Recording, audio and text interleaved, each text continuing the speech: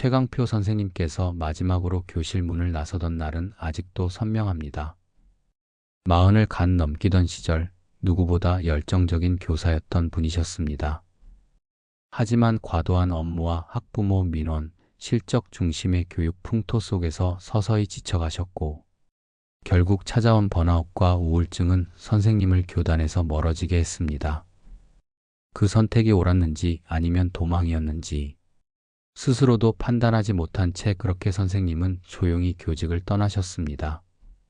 시간이 흘러 어깨에 힘이 빠지고 나이가 들어 60대에 접어든 지금까지도 그 마음속에는 아이들 앞에서 끝까지 버티지 못한 사람이라는 깊은 상처가 남아 있었습니다. 은퇴 후 고향으로 내려오시던 날, 선생님은 짐을 정리해 트럭에 싣고 조용히 시골길을 달리고 있었습니다. 그런데 마을회관에서 들려온 한마디가 발걸음을 붙잡았습니다. 배움터가 이번 달까지만 운영한대. 딱 그 말이었습니다. 배움터는 마을 아이들이 모여 공부하던 작은 공간이었습니다. 대부분 조선가정 아이, 맞벌이, 부모가 늦게까지 일하는 집 아이들, 혼자 끼니를 챙겨야 하는 아이들이었습니다. 그런데 지원금이 중단되면서 앞으로 운영이 어렵다고, 아이들을 맡을 곳이 없다고 어른들이 걱정하고 계셨습니다. 강표 선생님은 마치 누군가가 등을 살짝 떠민 것처럼 그 자리에서 가만히 멈춰 서셨습니다. 내가 그곳에 가볼까? 마음속에서 아주 조용하게 올라오는 목소리였습니다. 아직 자신이 아이들 앞에 설 자격이 있는지, 다시 상처가 날까 두려운 마음도 있었지만 어딘가 모르게 따뜻한 무언가가 가슴에서 일렁이는 것을 느끼셨습니다. 며칠 뒤 선생님은 배움터 문을 다시 열었습니다. 오래된 나무 문은 미세하게 삐걱거렸고 칠판에는 작년 겨울 수업 흔적이 남아 있었습니다. 분필은 절반이 부러져 있었고 오래된 사각 스피커에는 먼지가 잔뜩 쌓여 있었습니다. 선생님은 천천히 공간을 둘러보며 생각하셨습니다. 여기라면 내가 다시 시작해봐도 될까? 그렇게 20년 만에 칠판 앞에 섰습니다. 하지만 첫날 아이들은 선생님에게 차갑게 말했습니다. 선생님도 얼마 못 버티고 갈걸요. 다 똑같아요. 우리 금방 버리고 갈 거잖아요. 그 말은 가슴을 깊이 찔렀습니다. 왜냐하면 선생님 역시 과거의 제자들에게 떠난 교사였기 때문이었습니다. 잠시 아무 말도 할 수 없던 강표 선생님은 천천히 칠판에 글씨를 쓰기 시작했습니다. 삐뚤삐뚤한 분필을 잡고 적어 내려간 문장은 단 한 줄이었습니다. 지워지지 않는 건 상처가 아니라 너희를 기억해주는 사람의 마음이란다. 아이들은 조용히 선생님을 바라보았습니다. 누군가는 고개를 숙였고 누군가는 눈을 피했습니다.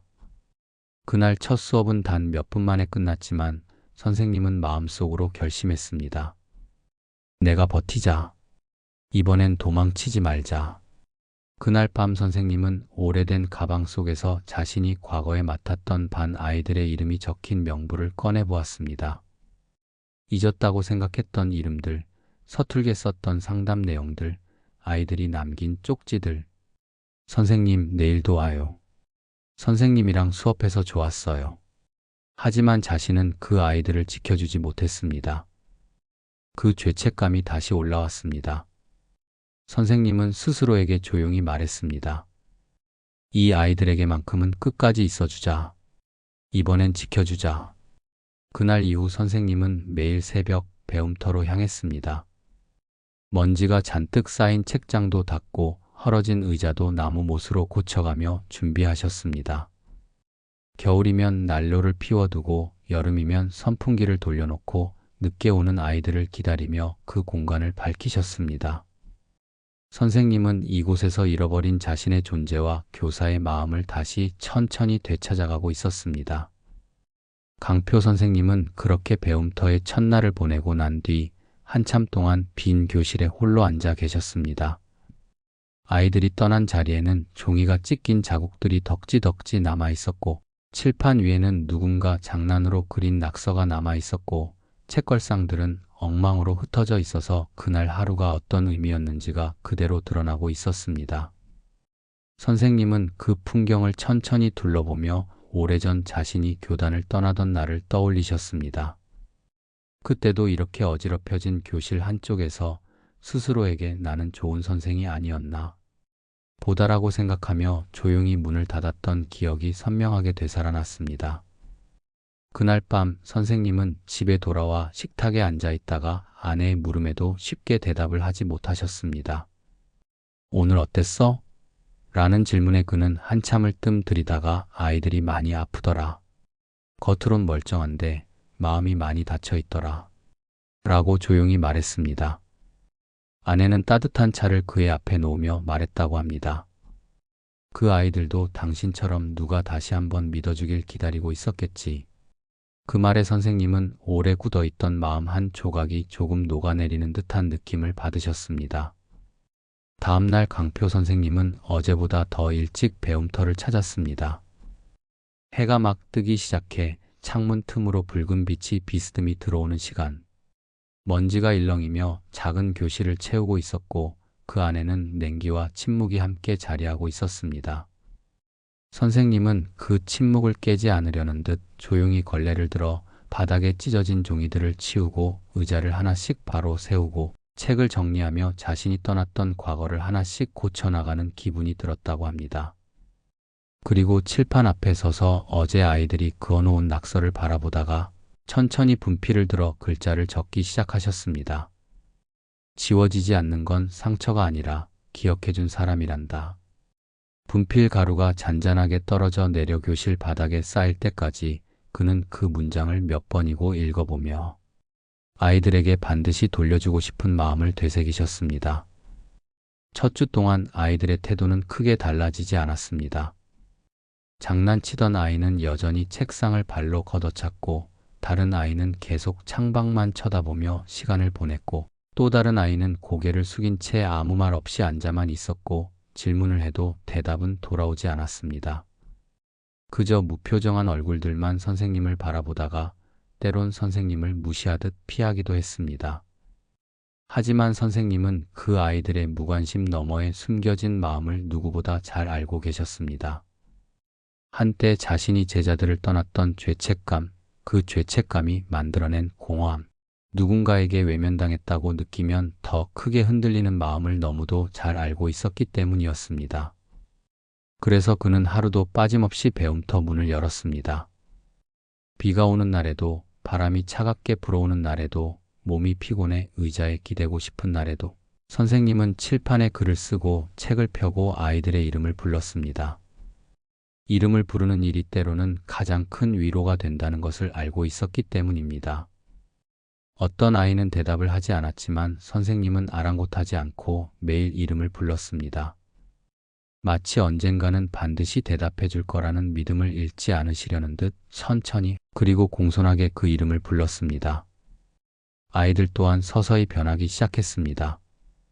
거칠던 태도 속에도 조심스러운 호기심이 스며들기 시작했고 누군가는 선생님의 칠판 글귀를 몰래 읽기 위해 자리에서 일어났고 또 누군가는 수업이 끝난 뒤 남아서 책을 빌려가기도 했습니다.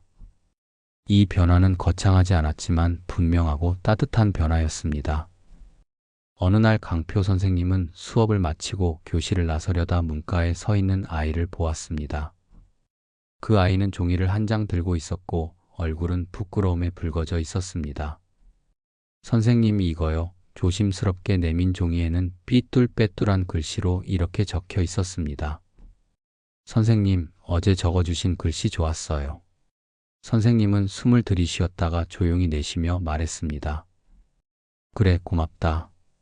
너도 참 따뜻한 아이구나. 그날 밤 선생님은 오래된 서랍에서 먼지 쌓인 지우개 하나를 꺼내셨다고 합니다. 혹시 내가 버렸던 시간들을 다시 지울 수 있을까? 하지만 바로 그때 스스로에게 대답이 들렸습니다. 지우는 게 중요한 게 아니라 다시 쓰는 게 중요하지. 그 말처럼 배움터의 일상은 조금씩 다시 쓰여지고 있었습니다. 한 달쯤 지났을 때 선생님은 아이들에게 시 한 편을 읽어보자고 제안했습니다. 처음에는 다들 귀찮아하고 반응이 없었지만 조용히 책을 펴고 목소리를 낮춰 읽어 내려가자 어느 순간 교실의 공기가 바뀌었습니다. 잡음이 사라지고 종이가 넘겨지는 소리만 남았고 선생님의 목소리가 아이들의 마음으로 천천히 스며들어갔습니다.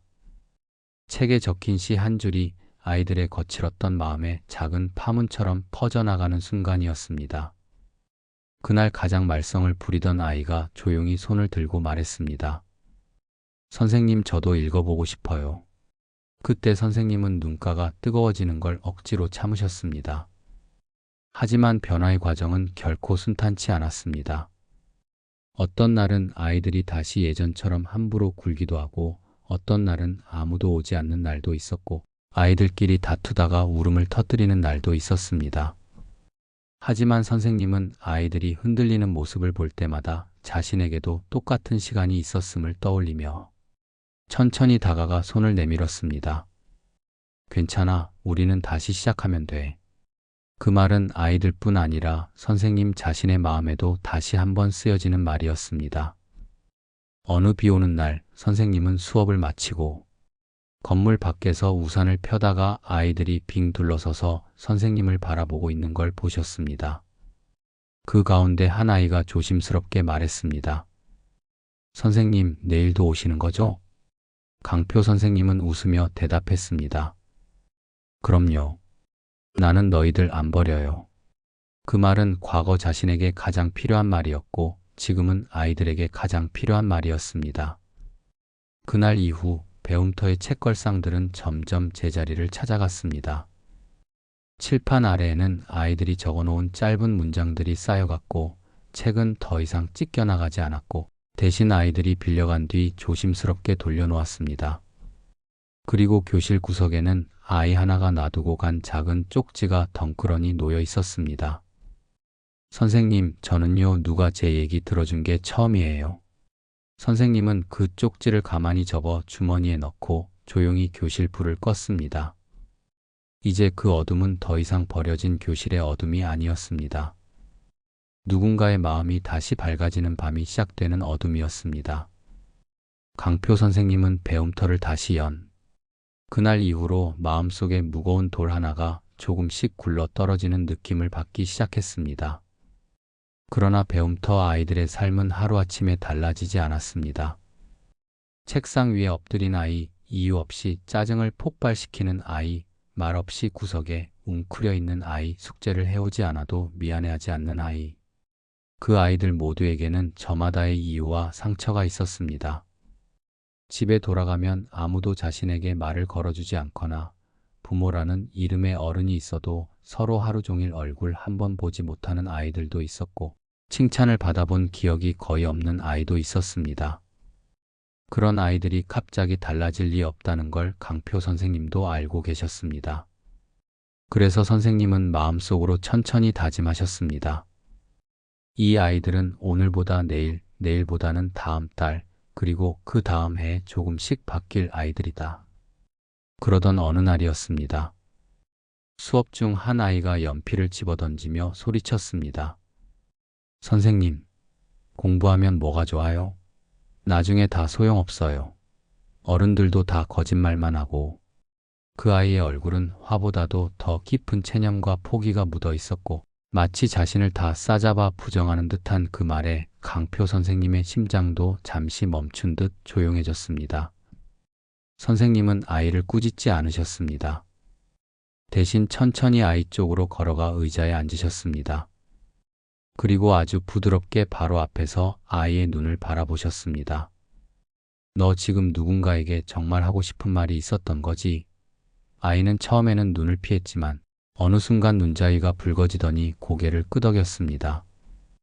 강표 선생님은 아이의 어깨에 손을 얹으며 조용히 말했습니다. 괜찮다. 괜찮아.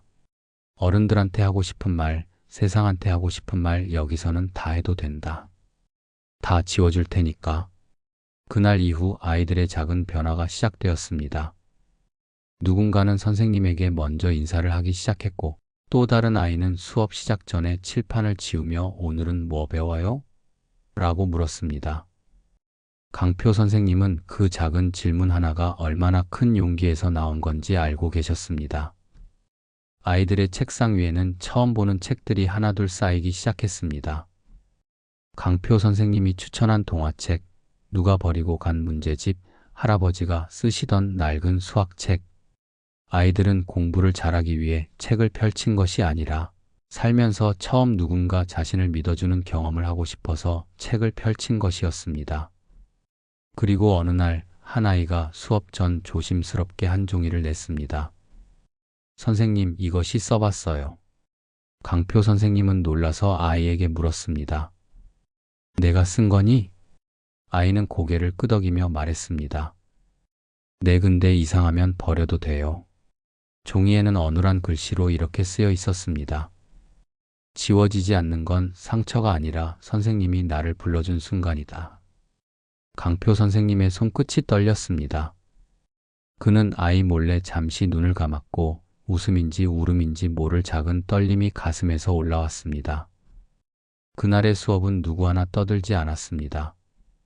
모두들 칠판에 적힌 한 문장만 바라보고 있었습니다. 기억해주는 사람이 있을 때 사람은 다시 시작할 수 있다.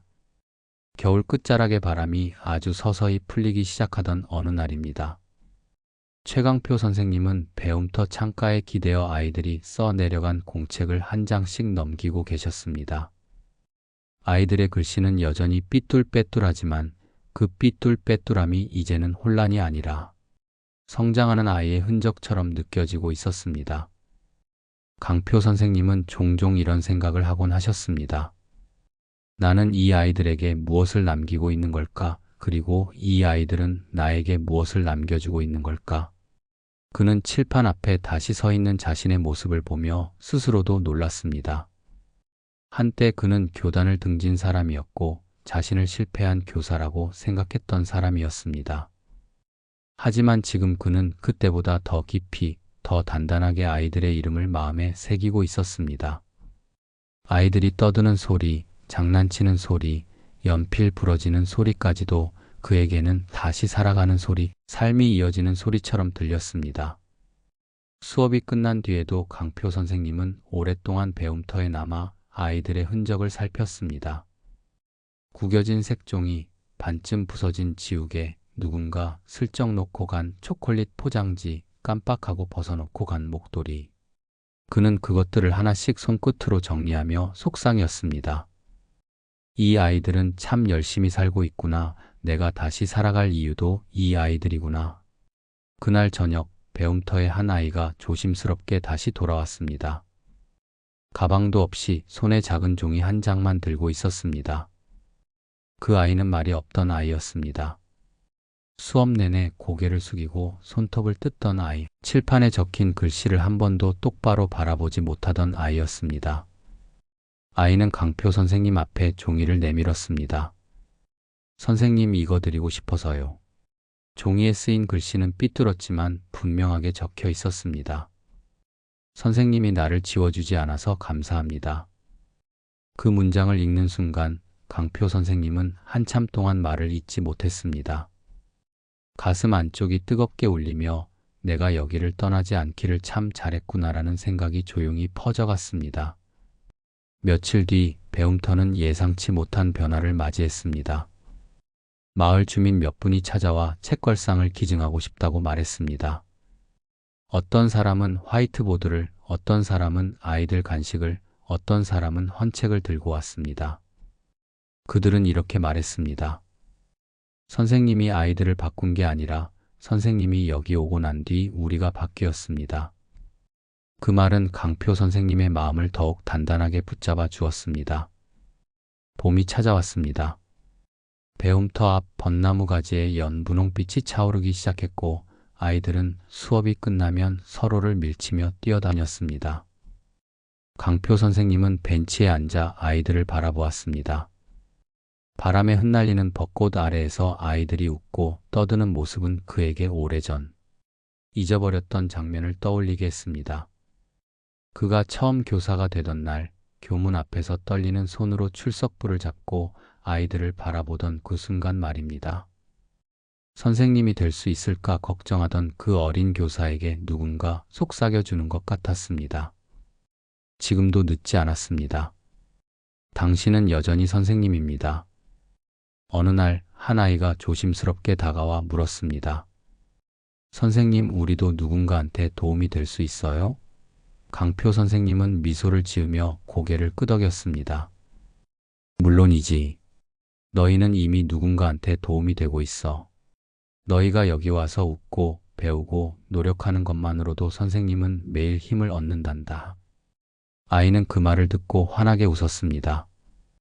그리고 친구들에게 달려가며 외쳤습니다. 우리 도움이 되는 거래. 그 순수한 환희가 배움터를 가득 채웠습니다.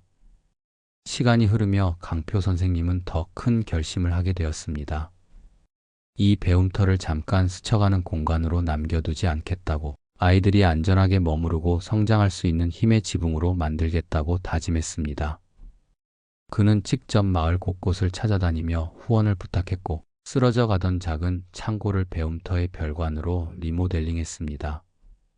거기에는 아이들의 작은 도서관, 작은 음악실, 그리고 아이들이 마음을 털어놓을 수 있는 상담 공간이 만들어졌습니다. 그리고 마지막 날, 강표 선생님은 오래된 목재 칠판에 조심스럽게 한 문장을 적었습니다.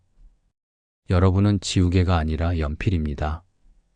여러분은 지워지는 사람이 아니라 써나가는 사람입니다. 아이들은 말없이 칠판을 바라보았고 몇몇 아이는 몰래 눈물을 닦았습니다. 그날 수업이 끝나갈 무렵 아이들이 강표 선생님 앞에 조용히 모여 섰습니다. 그리고 한 아이가 대표로 말했습니다. 선생님은 우리를 지우는 사람이 아니라 우리를 써준 사람이었어요. 그 말은 어떤 박수보다 더 따뜻했고 어떤 상보다 더 깊게 가슴에 박혔습니다. 수업이 끝나고 텅 빈 배움터에서 강표 선생님은 혼자 창가에 앉아 느린 숨을 내쉬었습니다. 학생들이 남긴 웃음소리가 여전히 공기 중에 떠 있는 것처럼 느껴졌습니다. 그는 천천히 창문을 열었습니다. 봄바람이 훅 들어왔고 꽃잎 하나가 책상 위에 떨어졌습니다. 강표 선생님은 그 꽃잎을 손가락 끝으로 조용히 눌렀습니다. 그래, 나도 다시 쓰는 거야. 지우는 삶이 아니라 써나가는 삶을 그렇게 중얼거리며 그는 오늘도 출석부를 가방에 넣었습니다. 내일도 배움터의 문을 열기 위해서. 그리고 그가 마음속 깊은 곳에 조용히 적어둔 마지막 문장은 이것뿐이었습니다. 배움은 아이들만 하는 게 아닙니다. 나도 지금 이 자리에서 다시 배우고 있습니다. 아이들을 믿는 법, 자신을 다시 믿는 법, 그리고 누군가의 내일을 함께 써 내려가는 법을. 좋아요와 구독은 큰 힘이 됩니다.